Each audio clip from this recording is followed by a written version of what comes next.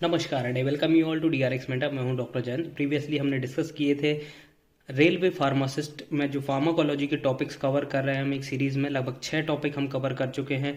General pharmacology, फिर उसमें हमने देखे थे हिस्ट्री वाइज एमसीक्यूज देखे थे।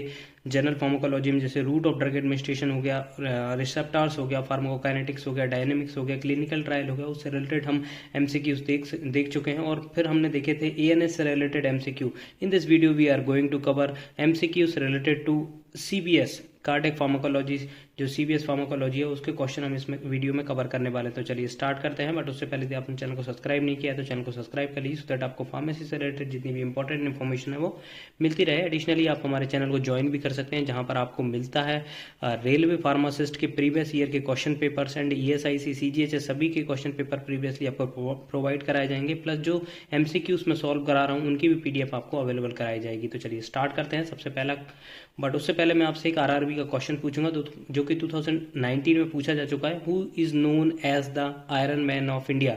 किसको आयरन मैन ऑफ इंडिया या फिर लौह पुरुष ऑफ भारत के नाम से जाना जाता है? आपके ऑप्शंस हैं सुभाष चंद्र बोस, बी सरदार वल्लभ भाई पटेल, सी जवाहरलाल नेहरू, डी समुद्रगुप्त। तो राइट आंसर आपको कमेंट करना है। तो चलिए स्टार्ट करते हैं। सबसे पहला क्वेश्चन है longest acting nitroglycerin preparation is? इनमें से कौन सी लॉन्गेस्ट एक्टिंग नाइट्रोग्लिसरीन प्रिपरेशन है? जैसे ग्लिसराइल ट्राइनाइट्रेट हो गया, बी है अमाइल नाइट्राइट, सी है पेंटा एरिथ्रिटाइल टेट्रानाइट्रेट, डी आइसोसोर्बाइड डाइनाइट्रेट। तो इसका राइट ऑप्शन है पेंटा एरिथ्रिटल टेट्रानाइट्रेट। ये क्लासिफिकेशन आप देख सकते हैं नाइट्रेट्स का, short acting and long acting. Short acting में आती है ग्लिसराइल ट्राइनाइट्रेट एंड आइसोसोर्बाइड डाइनाइट्रेट, जो कि सबलिंगुअल रूट से ली जाती है, वो होती है शॉर्ट एक्टिंग। लॉन्ग एक्टिंग में आइसोसोर्बाइड डाइनाइट्रेट आता है जो ओरली ली जाती है। आइसोसोर्बाइड मोनोनाइट्रेट, एरिथ्रिटोल टेट्रानाइट्रेट, पेंटा एरिथ्रिटोल टेट्रानाइट्रेट। तो इसका राइट आंसर है पेंटा एरिथ्रिटल टेट्रानाइट्रेट। सेकंड क्वेश्चन है Digibind is use to? Digibind किसके लिए यूज किया जाता है? आपके ऑप्शंस हैं potentiate the action of digoxin, B decrease the metabolism of digoxin, C treat digoxin toxicity, D rapidly digitalize the patient. इसका राइट आंसर है ट्रीट डिजॉक्सिन टॉक्सिटी। देखिए डिजीवाइंड एक एंटीबॉडी होती है जो कि सीप से ओरिजिनेटेड है। यहाँ पर आप देख सकते हैं सीप को इम्यूनाइज करने के बाद ये ऑप्टेन होती है और ये ब्रांड नेम से मिलती है डिजीवाइंड और डिजीफैब के नाम से। तो आपको ये याद रखना है कि इससे किससे ऑप्टेंड होती है, तो ये सीप से ऑप्टेंड होती है और इसके फेमस ब्रांड नेम है डिजीवाइंड और डिजीफैब। इसका यूज किया जाता है ट्रीट डिजॉक्सिन टॉक्सिटी। यहाँ पर देखिए आप अपना पेन कॉपी भी ले सकते हैं या फिर आप कमेंट कर सकते हैं। आप अपना खुद का आंसर भी लगाइएगा, बाद में मैच करिएगा कि आपके कितने आंसर सही हो रहे हैं। ये देखिए राइट प्रैक्टिस होती है अपने आप की, अपनी जो स्टडी है उसको इवेल्यूट करने के लिए, अपनी जो प्रिपरेशन है उसको इवेल्यूट करने के लिए एक बेटर स्ट्रेटेजी होती है। तो आप भी एक कॉपी पेन रखें या फिर आपके पास नहीं है तो आप कमेंट में इसका आंसर करते जाएं, फिर बाद में उसको टैली करें कि आपके कितने क्वेश्चन सही हो रहे हैं। तो चल बढ़ते हैं नेक्स्ट क्वेश्चन की ओर। थर्ड क्वेश्चन है sodium nitroprusside act by activation of sodium nitroprusside किसको एक्टिवेट करता है?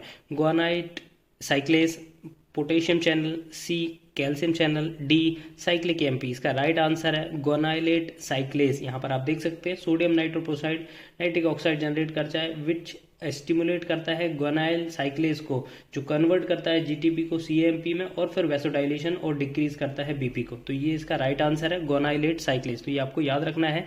नेक्स्ट क्वेश्चन है which drug should not be given in pregnancy? इनमें से कौन सी ड्रग जो है वो प्रेगनेंसी में नहीं ली जाती? आपके ऑप्शंस हैं लेविटोलॉल, एसीई इनहिबिटर्स, हाइड्रालाजिन और मिथाइल डोपाइन। उसका राइट आंसर है ACE inhibitors. ACE inhibitors actually fetal abnormalities cause करते हैं, तो ये जनरली प्रेगनेंसी में प्रेफर नहीं की जाते हैं। अब आपको कमेंट करके बताना है कि एसीई इनहिबिटर कौन कौन सी ड्रग है, और साथ में यदि आपको 81 एंटागोनिस्ट है तो वो भी यहाँ पर कमेंट कर सकते हैं। बढ़ते हैं नेक्स्ट क्वेश्चन की और फिफ्थ क्वेश्चन है which of the following agent is rho kinase inhibitor? तो कौन सा इनमें से एजेंट जो है रो काइनेज इनहिबिटर है? आपके ऑप्शंस हैं फेसिडिल, रेनोलाजिन, एमिलोराइड एंड निकोरेंडिल। तो इसका राइट आंसर है फेसिडिल।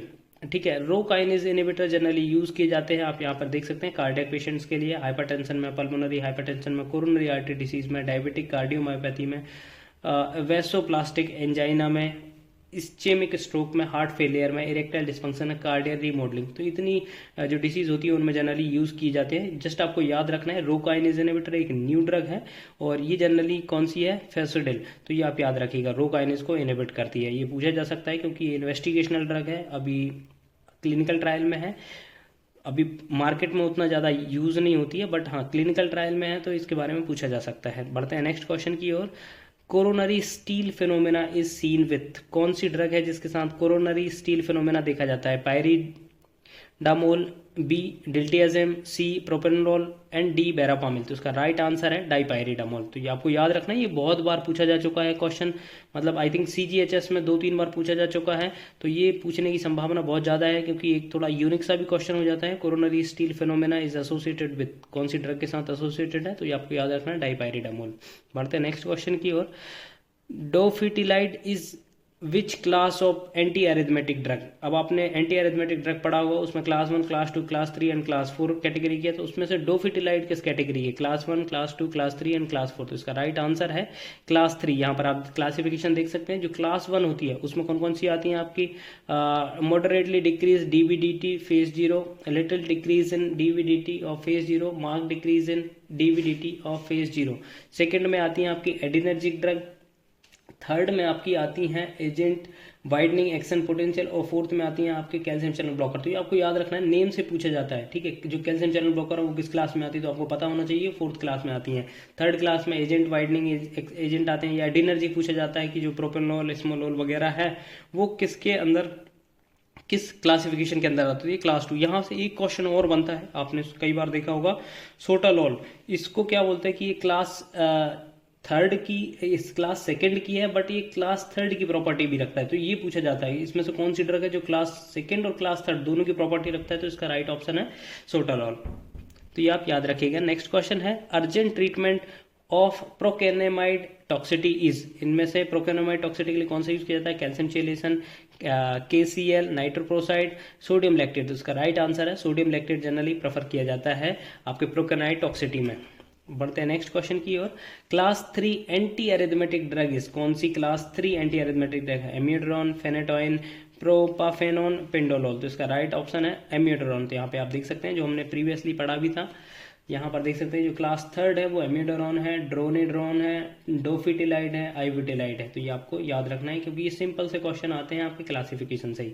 नेक्स्ट है quinidine exert it's action on heart by. Quinidine जो होती है वो किसके थ्रू वर्क करती है? कैल्शियम चैनल के थ्रू, सोडियम चैनल के थ्रू, पोटेशियम चैनल के थ्रू, क्लोराइड चैनल के थ्रू। इसका राइट ऑप्शन है सोडियम चैनल के थ्रू ये वर्क करती है। नेक्स्ट क्वेश्चन है इजेटिमिब एक्ट बाय, इजेटिमिब जो ड्रग है वो किसके थ्रू एक्ट करती है? Enhancing the excretion of bile acid, decreasing the absorption of cholesterol, inhibiting the HMG CoA reductase, inhibiting the intracellular lipase. तो इसका राइट ऑप्शन है डिक्रीज एब्जॉर्प्शन ऑफ कोलेस्ट्रॉल। तो ये आपको याद रखना है, ये यूनिक ड्रग है एजिटिमिब, और ये यूनिकली वर्क करती है, ये डिक्रीज करती है एब्जॉर्प्शन को, ठीक है। बाकी आपने स्टैटिन्स के बारे में पढ़ा होगा जिसके आगे MCQs आएंगे। स्टैटिन्स का मैकेनिज्म होता है HMG को ए रिडक्टेज को इनहिबिट करता है, ठीक है, और फेनोफाइब्रेट भी है। तो बहुत सारी ड्रग हाइपरलिपिडेमिया में, क्योंकि ये CBS के साथ एसोसिएटेड है, जब हाइपरलिपिडेमिया होता है तो वहाँ पर कार्डियक अरेस्ट और जो भी कार्डियक प्रॉब्लम पड़ जाती हैं, तो इसलिए साथ में ही पढ़ा जाता है CBS के साथ।